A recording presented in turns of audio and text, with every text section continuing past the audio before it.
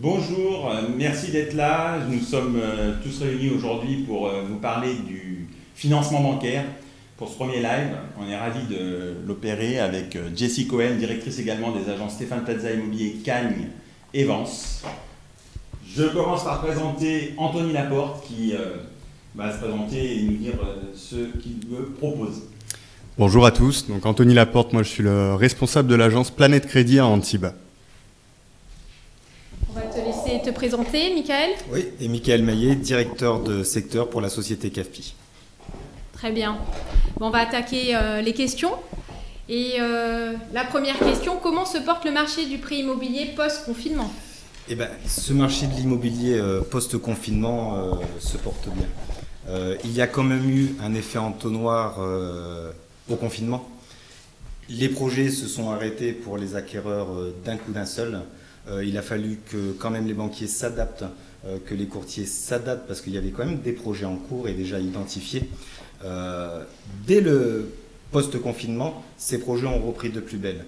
Et ce qui est intéressant surtout, c'est que les acquéreurs qui ne se portaient pas sur des projets, parce que peut-être ils n'avaient pas le temps, peut-être qu'ils n'avaient pas réfléchi à leur capacité d'emprunt, tout ce qui a pu être fait en digital, à distance, tout ce qui a été mis en place pendant ce confinement a fait que certains acquéreurs qui ne pensaient pas peut-être acheter, qui ne voulaient pas peut-être acheter, rien que le confinement, la surface, le mètre carré, les biens où ils étaient, plus ce qui s'est passé, le confinement a permis un petit peu de repartir sur d'autres acquéreurs qui ne le pensaient pas. Et dès qu'on est sorti du confinement, et justement tout ce qui était dans l'entonnoir a découlé. Donc ce mois de juin et ce début juin et même ce mi-mai se portent plutôt bien.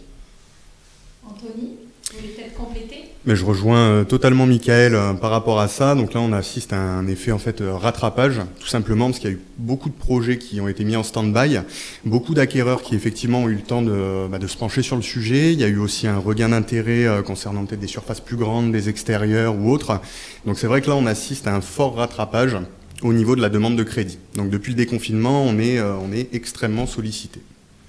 Et justement, depuis ce déconfinement, est-ce qu'il y a une particularité autour du crédit ? Est-ce qu'on entend partout dire c'est plus compliqué, voire même pour certains c'est plus simple, il y a un petit peu eu un changement dans l'attitude des banques ?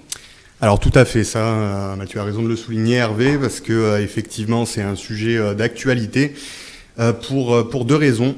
La première, je dirais, c'est la dimension structurelle. Donc là, il y a eu des premiers changements qui ont opéré. Là, c'était à partir de la fin de l'année 2019, puisqu'on a en fait le Haut Conseil de stabilité, qui est une autorité de tutelle, qui est en charge donc d'assurer la stabilité du système financier, qui a rappelé un petit peu les banques à l'ordre en leur imposant en fait en leur recommandant des mesures de prudence. Donc notamment de réduire la durée des emprunts, parce que c'est vrai qu'on a eu une année 2019 record, on finançait sur des durées très longues, on finançait avec moins d'apports qu'aujourd'hui, on finançait à des taux très bas et à des endettements un petit peu plus élevés que la normale. Donc ce Haut Conseil de stabilité a un petit peu rappelé à l'ordre les banques en réduisant les durées d'emprunt, en augmentant un petit peu les exigences des banques au niveau de l'apport personnel, et en demandant les banques, en sommant les banques de respecter en fait cet endettement de 33%. Donc suite à ça, le marché s'est légèrement contracté, on va dire, principalement pour les primo-accédants. Et c'est vrai que ça a été un premier petit coup dur, on va dire, pour certains emprunteurs. Et c'est vrai qu'a pris le pas derrière ce problème de confinement. Je vais rebondir sur ce qu'il dit Anthony, mais ce qui va être intéressant, c'est que peut-être que ce confinement est intéressant pour nous tous. Parce que ce confinement a permis de ne pas faire certains chiffres pour aussi les organismes bancaires. On sait que quand même un client avec un chéquier, une carte bleue, c'est leur PNB. Et là, il y a un rattrapage sur justement les acquéreurs pour acheter. Et il faut que le banquier rattrape aujourd'hui un petit peu aussi ce qu'ils ont perdu pendant ces 2-3 mois. Donc, on en a échangé un petit peu avant avec Anthony. On pense, et ça se voit déjà, qu'il va se faire un réassouplissement parce que de toute façon, la résidence principale et le prêt immobilier est très important pour l'économie française et pour les banquiers. Exactement, c'est là où je voulais en venir. C'est un secteur qui reste quand même intouchable parce que c'est une activité névralgique Donc on arrivera toujours à financer les acquéreurs. On les finance d'une manière un petit peu différente puisqu'on s'adapte à ces nouvelles recommandations. Mais je veux dire, le marché de l'immobilier reste quand même très porteur actuellement. Il y a aussi ce phénomène-là, aujourd'hui, les gens sont un petit peu inquiets aussi parce que il y a besoin d'avoir des dossiers peut-être un petit peu plus montés, un petit peu mieux montés. Est-ce que vous le ressentez, ça ? Alors, effectivement, notamment par rapport à ces nouvelles recommandations, il y a des points de vigilance qui émergent. Donc, effectivement, les dossiers doivent être préparés peut-être un petit peu plus en amont. On doit soigner un petit peu plus la présentation, préparer un petit peu mieux nos emprunteurs, parce que je pense que Michael travaille de la même manière, on en discutait tout à l'heure. Un dossier, ça se prépare vraiment en amont, de manière à augmenter les chances de succès. On reste un petit peu les avocats De nos clients. Donc c'est pour ça, comme disait Anthony, d'avoir en amont, ça veut dire de leur faire réellement une enveloppe sur laquelle vous pouvez positionner, et nous aussi, parce qu'on a établi l'organisme vers lequel on enverrait le dossier, la solution adaptée pour que vous ne perdiez pas de temps et que notre client, lui aussi, justement, il arrive à tout de suite trouver son bien. On est dans les normes HCSF. Il y a comme je disais, ça se contracte, mais on peut toujours travailler un dossier parce qu'on est quand même multi-solutions avec toutes les banques qui existent. Bien sûr. Alors on va peut-être aborder un sujet complémentaire, mais on nous en parle souvent. Qu'est-ce qu'il en est du prêt à taux zéro ? Il est encore en cours ? Est-ce qu'il y a des conditions d'octroi qui sont différentes ? Alors, le prêt à taux zéro de l'État est toujours d'actualité, il est toujours en cours. Les normes d'octroi, je vous inviterai moi à aller sur l'application quand même CAFPI ou sur le site de Planète Crédit pour, on va dire, le calculer, parce qu'il y a quand même... Il ne faut pas avoir été propriétaire depuis moins de 2 ans de sa résidence principale. Il y a un revenu à ne pas dépasser. Et l'octroi et le remboursement du montant se fait par rapport au nombre dans le foyer et de la zone géographique. Donc oui, il y a toujours le prêt à taux zéro qui est d'actualité. Par contre, pour aller un peu plus précis, oui, on invite à aller faire les calculs sur les sites. Ça n'a pas changé par rapport au taux zéro qui existait. Le confinement n'a pas modifié la donne. Le confinement, tu me diras, si je ne me trompe pas, n'a pas modifié pour l'instant sur le prêt à taux zéro et dans le neuf la donne. Je disais, on va rentrer un petit peu plus dans le vif du sujet avec une question peut-être un petit peu plus technique, mais qui est importante parce qu'un grand nombre de personnes n'arrivent pas forcément à comprendre ce qui se passe. C'est le TEG. Quand on parle de taux, qu'est-ce qu'est le taux et aussi quel est le taux aujourd'hui moyen en fonction de ce qu'on peut espérer ? Alors là, moi, je vais rebondir sur le TAEG, puisqu'aujourd'hui, il a une importance toute particulière, mais en matière de taux d'usure. Je pense que tu es principalement confronté aussi à Michael. Alors déjà, qu'est-ce que le TAEG ? Donc le taux annuel effectif global. Quand on souscrit un emprunt immobilier, on va s'intéresser en priorité au taux nominal. C'est le taux qui est véhiculé, qui est communiqué dans les médias et autres. C'est le taux qu'on utilise, nous, pour faire nos études de financement, projeter des budgets et autres. Le TAEG... Donc il a été mis en place pourquoi ? Pour rendre compte de la totalité des frais inhérents à la souscription d'un emprunt immobilier. Donc c'est vrai que c'est un point qu'on va regarder particulièrement parce que ça nous aide notamment à comparer différentes propositions de financement.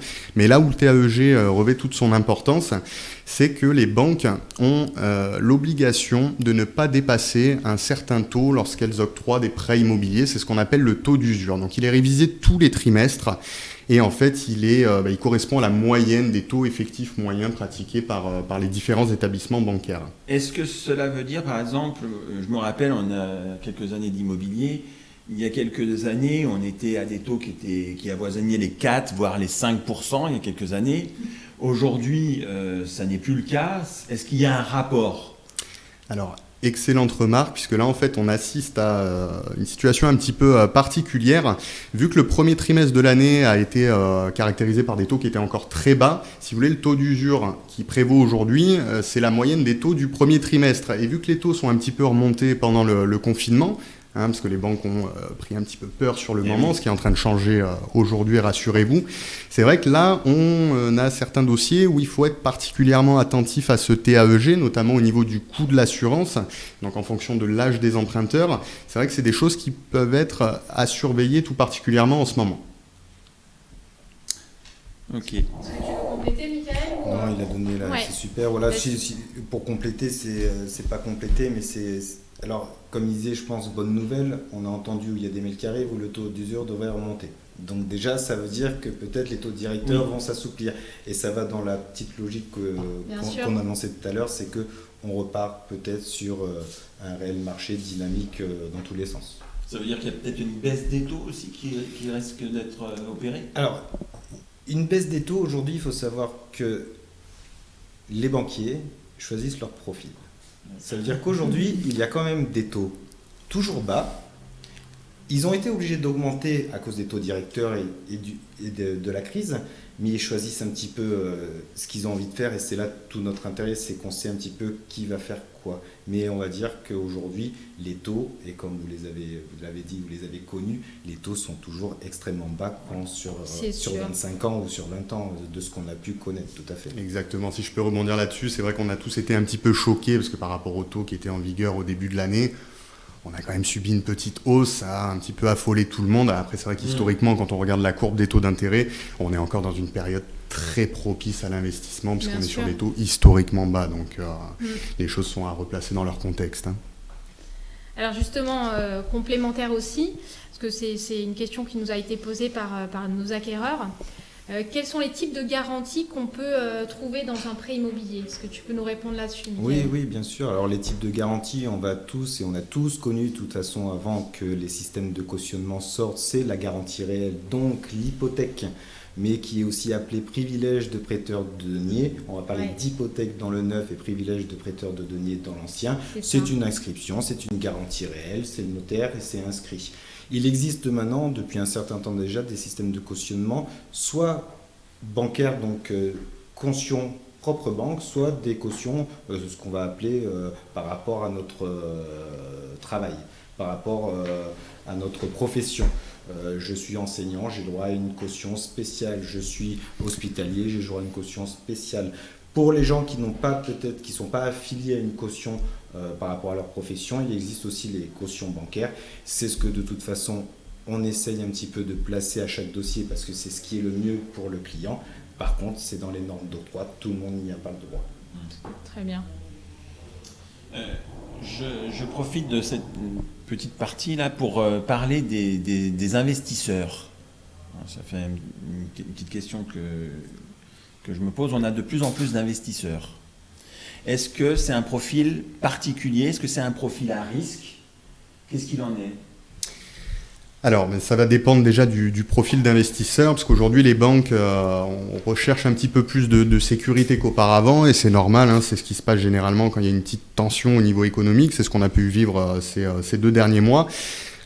C'est en plus accentué par les recommandations du Haut Conseil de stabilité qu'on évoquait tout à l'heure. Donc là, les banques vont être un petit peu plus vigilantes, c'est-à-dire qu'elles vont préférer un ordre naturel des choses, c'est-à-dire qu'on est souvent confronté par exemple à un phénomène, c'est que les banques aiment bien que nos clients soient propriétaires de leur résidence principale, par exemple, avant d'investir dans le locatif, ce genre de choses. Après, les projets en matière d'investissement, notamment locatifs, voient toujours le jour à aujourd'hui. On arrive toujours à les financer tant qu'on respecte les normes imposées par les établissements bancaires. Donc il n'y a pas forcément de blocage particulier à ce niveau. Mais ce qui va être intéressant pour nous, c'est que là, justement, comme tout le monde n'a pas le même mode de calcul pour se retrouver dans ces 33% d'endettement quand on est investisseur, il se peut qu'un client qui se présente à sa propre banque puisse acheter, mais qu'on lui dise non. Donc tout l'intérêt encore de solliciter un courtier. Oui, parce que c'est vrai que dans le cadre de l'investissement, très souvent, le courtier, il apparaît comme une solution évidente, finalement, beaucoup plus pratique qu'une banque qui va peut-être pas avoir tous les rouages, en tout cas le conseiller. Je dirais plus dans un rôle de conseil, parce que si on fait un investissement, comme il a dit Anthony, dans une logique où j'ai acheté ma résidence principale, donc mon banquier me connaît, j'ai déjà réglé des mensualités, il connaît ma situation, je vais faire un investissement. On connaît toute la situation du client. Par contre, il se peut qu'avec ces nouvelles normes d'octroi, ce client qu'on pense, on va dire, et il peut, on va dire, rembourser avec ces normes encore sur l'investisseur moins assouplies que sur le primo-accédant. Là, tout notre métier prend son sens. Alors, une autre question aussi liée aux frais liés à un crédit immobilier. Est-ce que tu peux nous développer un petit peu quels sont les frais que peut retrouver un acquéreur quand il emprunte? Oui, je vais rester... alors, si j'en oublie, Anthony, tu me diras aussi, mais il y a les frais de notaire. Il y a les frais de garantie dont on a parlé. Ce qui est intéressant, c'est qu'on le voit de plus en plus sur les compromis aussi. Et nous, c'est intéressant pour nous parce que justement, ça fait le package total. Ouais. Il y a les frais de dossier et il y a les honoraires de courtage. Voilà les 4 frais, si j'en oubliais, je ne pense pas. Mais voilà les 4 frais qui vont être liés à l'achat de l'acquéreur. Très bien. Non, je te rejoins là-dessus. Un autre phénomène qui se passe en ce moment, surtout dans nos régions, c'est le phénomène pré-relais. Alors ça fait toujours un petit peu peur aux gens parce que le pré-relais, des fois, synonyme par le passé de complications. Qu'est-ce que vous pouvez nous dire autour de ça aujourd'hui? Comment ça se passe? Est-ce que ça reste toujours une opération intéressante et est-ce que c'est pratiqué surtout? Alors c'est vrai que par expérience, le pré-relais a toujours tendance à effrayer un petit peu les emprunteurs quand on l'évoque pour la première fois. C'est des fois mais la seule solution d'ailleurs. c'est vrai, le tout c'est de bien le comprendre. Alors on va pas trop rentrer dans le détail puisque des formules de calcul de pré-relais, des formules de pré-relais, il en existe plusieurs en fonction des établissements bancaires. Mais en fait, le pré-relais, ce qu'il faut retenir principalement, c'est que ça permet de pallier un problème de timing. C'est-à-dire que des clients potentiels donc, sont vendeurs de leurs biens et ils trouvent leur nouveau bien avant d'avoir vendu l'ancien. Donc là, on est dans une situation un petit peu délicate. On se demande dans quel ordre faire les choses et le pré-relais, justement, vise à pallier ce problème de timing. Donc ce qu'il faut retenir, c'est que pour avoir un bon pré-relais, pour que le pré-relais soit intéressant, il est nécessaire d'avoir quand même une marge hypothécaire sur le bien, c'est-à-dire que le capital restant dû, parce que les gens peuvent avoir encore un crédit restant sur le bien qu'ils mettent en vente, qu'il y ait quand même de la marge entre le capital restant dû et le prix de vente du bien. Là, le pré-relais commence à devenir intéressant parce qu'il peut permettre en fait aux vendeurs de procéder à l'acquisition de leur nouveau bien avant même d'avoir vendu l'ancien.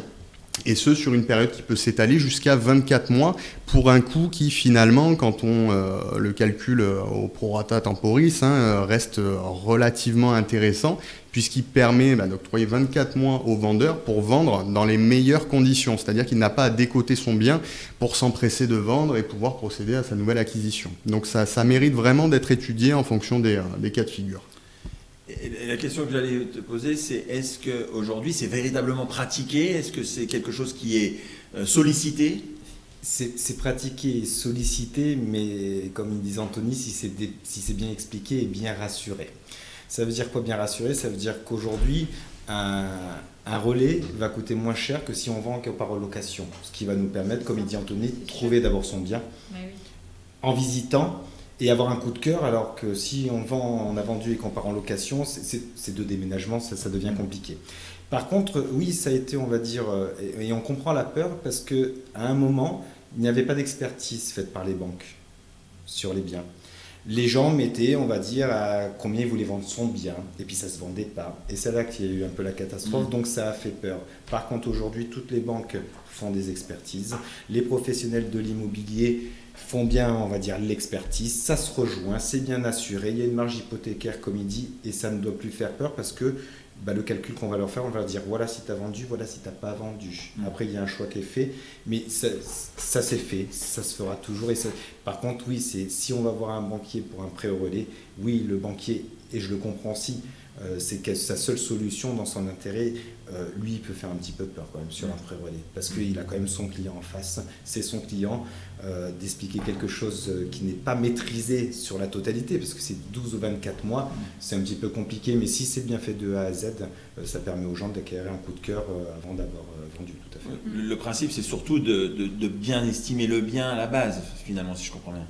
Si le prix est correct, il n'y a pas de risque. Il n'y a pas de risque. Okay. Aujourd'hui, tout prix, tout appartement au prix, et vous le voyez, il part. Ouais, en général, de toute façon, on le remarque, en fait, la solution du pré-relais, quand nos clients, en général, le prennent et le pratiquent, c'est sur une durée très courte. Ça ne va pas au-delà de 6 mois parce que les biens sont estimés au prix et on voit que derrière... C'est vrai qu'on évoquait 24 mois, c'est vraiment la durée maximale. Dans les faits, les pré-relais durent bien moins longtemps. Ouais, c'est une explication à donner parce que souvent, quand le client arrive dans nos bureaux, oui, il a peur du pré-relais, ce qui est normal parce que c'est quelque chose, et comme il y a des calculs, il faut bien tout charter pour qu'il soit tranquille. Ouais. Alors justement, on parle des calculs un peu plus, on va rentrer dans le sujet qui intéresse aussi pas mal de clients. Comment est calculé ce taux d'endettement? On parle de 33%, mais qu'est-ce qui rentre en ligne de compte? Les revenus, Oui, tout ce qui peut être, on va dire, autre revenu, mais que ce soit des revenus, revenus locatifs par exemple. revenus locatifs. Alors après, il ne faudra pas faire des généralités, mais il y a des pensions qui peuvent rentrer Ouais. en compte, ça dépend le contexte. Allocation. Allocation, Ouais. ça dépend la banque et le contexte. D'accord. Allocation monégasque, ça dépend la banque et le contexte. En fait, c'est que chaque banque a toujours son contexte, mais on va dire qu'à peu près tous les revenus sont pris en compte. Je ne parlerai pas du chômage ou du chômage partiel. Tout ce qui va être saisissable n'est pas, on va dire, pris comme les revenus. Bien sûr. Mais un endettement très simple aussi pour un client, c'est un tiers de son salaire. Voilà, pour rester dans les 33% d'endettement. Par contre, après, et justement, c'est ça qu'il faut voir. Si je suis pompier vacataire et que je peux le montrer pendant 3 ans, je vais peut-être pouvoir rajouter du revenu. C'est pour ça que toute l'expertise est intéressante. C'est que quand on fait une enveloppe, il faut avoir tout ce contexte pour proposer une bonne enveloppe au client. Anthony? peut-être Non, que- mais je suis totalement d'accord. C'est d'autant plus vrai d'ailleurs pour nos clients indépendants ou chefs d'entreprise, parce que là, il y a une expertise qui est encore autre. Donc c'est vrai que des fois, il y a des formes de revenus qu'on peut faire entrer en considération qui ne sont pas forcément visibles de prime abord. Donc c'est vrai que ça mérite quand même, en fonction des profils, une vraie étude pour s'assurer de présenter le meilleur niveau de revenu pour l'obtention de son financement. Quand on parle de 33%, c'est véritablement 33% ou on a une marge de manœuvre? Alors, donc dans les faits, on est censé, en théorie, on est censé maintenant respecter les 33%. Dans les faits, on arrive encore à s'en écarter et c'est même logique parce que les 33% vont dépendre quand même d'autres facteurs. On comprend bien qu'en fonction du niveau de revenu, le 33% ne va pas signifier la même chose. Donc il y a encore d'autres ratios qui sont regardés heureusement par les banques. On parle notamment de reste à vivre, on parle de notion de saut de charge. Donc tout ça, c'est des choses qui nous permettent de contourner un peu ces points bloquants de 33%. Donc on arrive encore à financer au-delà de 33% d'endettement. Ok. Donc, en fait, si je comprends bien, depuis tout à l'heure, ce qui est important, c'est de bien préparer son dossier, finalement, pour un acquéreur. C'est de commencer par cette recherche. Et quelle est la checklist, en tout cas, quel est le dossier idéal? Alors, donc au niveau de la checklist, bon, nous, ce qu'on va observer tout particulièrement quand on va essayer de définir le budget d'un acquéreur, c'est avoir un petit peu un compte-rendu de sa situation. Donc on va regarder sa profession, ses revenus, ses niveaux de charges, la nature de ses charges, son patrimoine, puisque c'est aussi important de le faire entrer en ligne de compte. On va dire qu'aujourd'hui, Michael l'évoquait tout à l'heure, les banques choisissent un petit peu leurs clients, parce qu'il faut comprendre qu'aujourd'hui le crédit n'est plus aussi rémunérateur que ça ne l'a été pour les établissements bancaires. Donc forcément, elles choisissent un petit peu leur profil et surtout elles anticipent sur ce qu'elles vont pouvoir gagner sur la relation future. Donc forcément, pour ne pas vous mentir, le niveau de revenu va rentrer en ligne de compte. Le niveau d'apport, pourquoi? Parce que indirectement, ça implique le degré de garantie de la banque sur le bien immobilier. S'il y a de l'apport, ça veut dire qu'elle a financé moins que le prix du bien immobilier, donc elle a une sécurité supplémentaire. Et forcément, les professions, il y a des professions qui sont un petit peu plus choyées par les établissements bancaires. Oui. Effectivement.